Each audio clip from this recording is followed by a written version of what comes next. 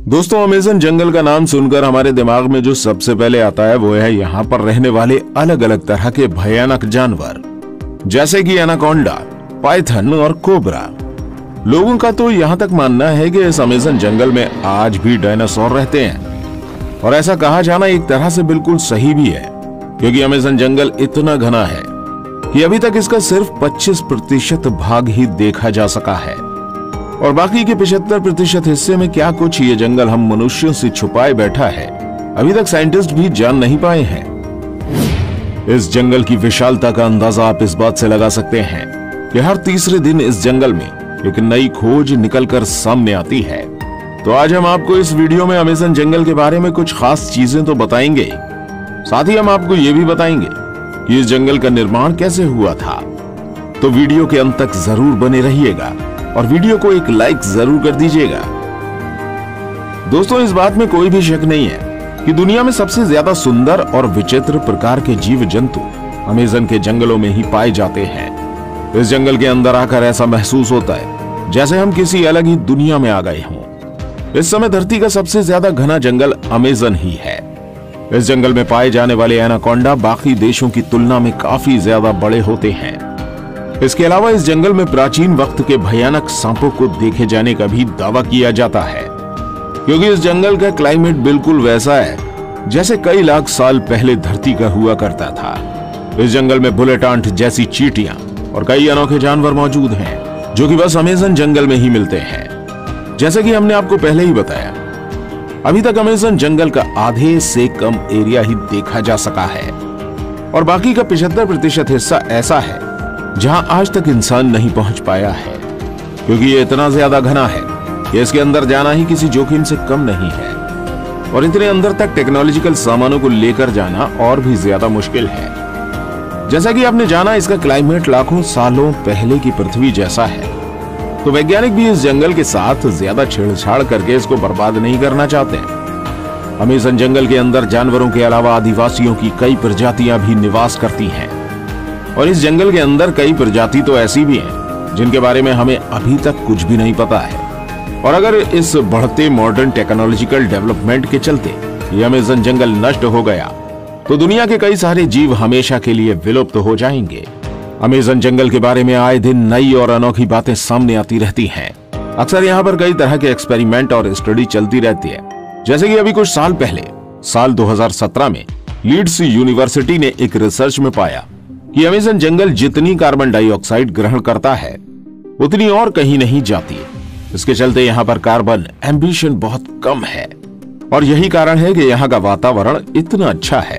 Scientist Carlos Nobel अपनी research में बताते हैं कि जिस तरह से अमेज़न जंगल को आज के समय काटा जा रहा है वह इस पृथ्वी के लिए बहुत ज्यादा नुकसानदेह हो सकता है, क्योंकि ये जंगल पूरी दुनिया को 20% से अधिक साफ ऑक्सीजन प्रदान करता है। अमेज़न जंगल का क्षेत्रफल इतना बड़ा है कि ये 9 देशों की सीमाओं को छूता है, जिसमें से 60% ब्राजील, 13% पेरू, 10% कोलंबिया और बाकी का हिस्सा Guyana, Ecuador, Venezuela, Bolivia, Suriname और फ्रेंच गुयाना तक फैला है। आप एक बात जानकर शॉकिंग होंगे कि जितने जानवर इस पूरी पृथ्वी में देखे जाते हैं उसके 1/3 जानवर अकेले अमेज़न जंगल में देखे जा सकते हैं। इस जंगल के पेड़ों की संख्या लगभग 4 अरब बताई जाती है, जिसमें 16,000 से ज्यादा उनकी प्रजातियां हैं। दोस्तों, अमेज़न जंगल के कीड़ों की भी बहुत अधिक चर्चा की जाती है। कहा जाता है कि यहाँ जितनी तरह के कीड़े और जीव जंतु मिलते हैं उनमें से कुछ ही फीसदी के बारे में साइंटिस्ट अभी तक पता लगा पाए हैं। यहाँ पर पाई जाने वाली बुलेट चींटियां कोई साधारण चींटियों जैसी नहीं है। कहा जाता है अगर ये किसी इंसान को डंक मार दें तो बंदूक की गोली लगने जैसा महसूस होता है।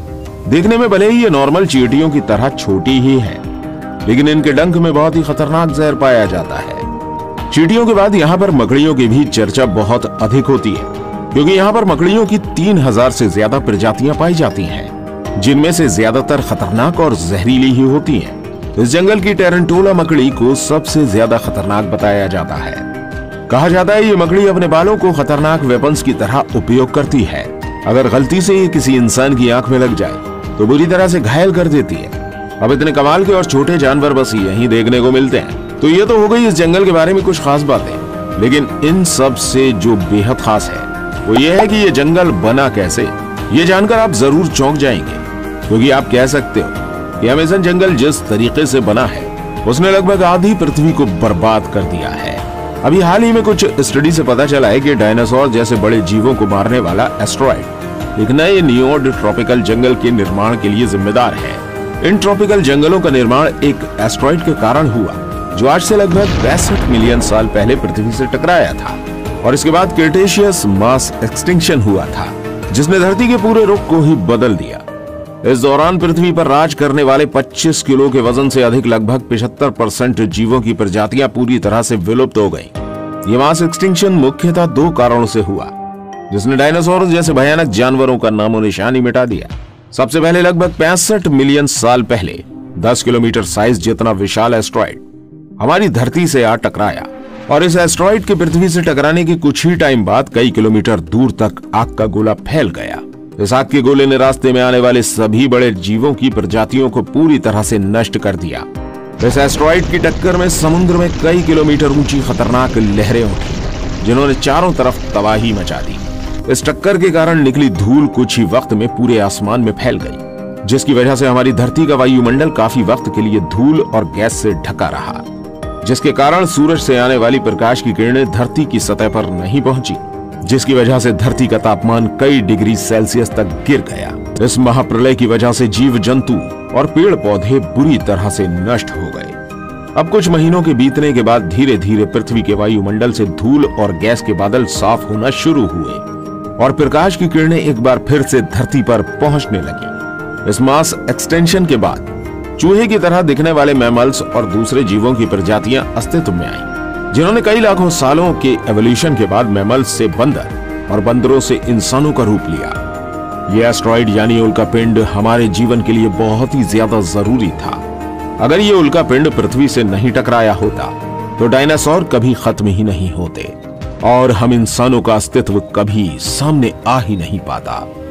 और यह एस्टेरॉयड यानी उल्कापिंड ही वो कारण है जिसकी वजह से अमेज़न जंगल इतना ज्यादा घना है, जहां पर कई अनेकों जीव रहते हैं। दरअसल आज जिस जगह पर अमेज़न जंगल है, वहां पर डायनासोर के समय बहुत ही लंबे पेड़ हुआ करते थे, लेकिन डायनासोर की प्रजाति में कई शाकाहारी डायनासोर भी होते थे, जो कि इन पेड़ों को बढ़ने का मौका कभी नहीं देते थे, क्योंकि वो इन पेड़ों को बढ़ने से पहले ही खा जाया करते थे। लेकिन जब उल्कापिंड गिरा तो डायनासोर पूरी तरह से विलुप्त हो गए। अब इसके बाद इन पेड़ों को खाने वाला कोई नहीं था, लेकिन जो ये उल्कापिंड था वो बिल्कुल ठीक अमेज़न जंगल के ऊपर गिरा था, जिसकी वजह से उस टाइम में ये जंगल पूरी तरह से नष्ट हो गया था। यहाँ पर कोई भी जीव नहीं बचा, साथ ही ये जगह पूरी तरह से रेडिएशन से भर गई। इस उल्कापिंड का तापमान इतना अधिक था कि इसने सभी हरे भरे पेड़ पौधों को जला दिया। लेकिन वक्त के साथ साथ यहाँ की स्थिति शांत हुई और यहाँ पर जीवन फिर से पनपने लगा। पेड़ पौधे उगना फिर से शुरू हुए, लेकिन अब की बार पेड़ पौधों को खाने वाला कोई जीव मौजूद नहीं था, जिसकी वजह से पेड़ पौधे बड़ी तेजी से बढ़ गए। यहाँ पर कह सकते हैं कि जिस रेडिएशन ने इस जंगल की जगह को बर्बाद कर दिया था, उसी ने इन पेड़ पौधों को उगने में और ज्यादा मदद की, क्योंकि उस उल्कापिंड के गिरने की वजह से यहाँ की जमीन बहुत ही ज्यादा नर्म और फर्टिलाइज हो गई थी। ये जंगल बाकी सभी जंगलों से बहुत ही ज्यादा अलग दिखता है। अगर इसको ऊपर से देखा जाए तो दुनिया के बाकी जंगल और अमेज़न जंगल के बीच का अंतर साफ देखा जा सकता है। अमेज़न रेन फॉरेस्ट के अंदर बहुत सी ऐसी अजीब तरह की वनस्पतियां और पेड़ मौजूद हैं, जो पूरी दुनिया में और कहीं देखने को नहीं मिलते हैं। इसके अलावा अमेज़न जंगल की बहुत ही ज्यादा गहराई में क्या है, यह अभी तक कोई नहीं जानता है, क्योंकि किसी ने इसको पूरी तरह से देखा ही नहीं है। हो सकता है उल्कापिंड से गिरने की वजह से इस जंगल के अंदर एक अलग ही दुनिया बन गई हो। यहाँ पर पेड़ पौधे बाकी किसी भी जंगल से बहुत ही ज्यादा घने हैं, और ये भी कहीं ना कहीं उस उल्कापिंड से ही जुड़े हैं। आपको एक बात शायद पता होगी कि जब भी कोई वोल्केनो फूटता है तो उसके आसपास की सारी जगह लावा की वजह से बर्बाद हो जाती है, लेकिन यही लावा कुछ सालों बाद नए जीवन की शुरुआत करता है। ये प्रकृति का नियम है, इसलिए तो कहते हैं किसी चीज का अंत किसी के लिए आरंभ होता है।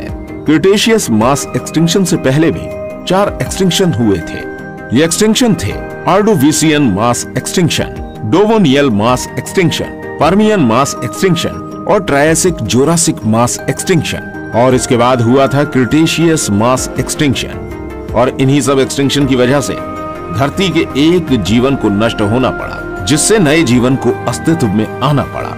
वैसे ही एक वक्त आएगा जब इस धरती से हम मानवों का नामो निशान मिट जाएगा। इसके बाद दूसरा जीवन आएगा और वो होगा छठा मास एक्सटिंक्शन। और देखा जाए तो हम इंसान इतनी तेजी से एक्सटिंक्शन की तरफ बढ़ रहे हैं क्योंकि जिस तरह से हम पृथ्वी को प्रदूषित कर रहे हैं और धरती से जंगलों को साफ कर रहे हैं, उस हिसाब से ये एक्सटिंक्शन कभी भी हो सकता है। बस इस वीडियो के लिए इतना ही था।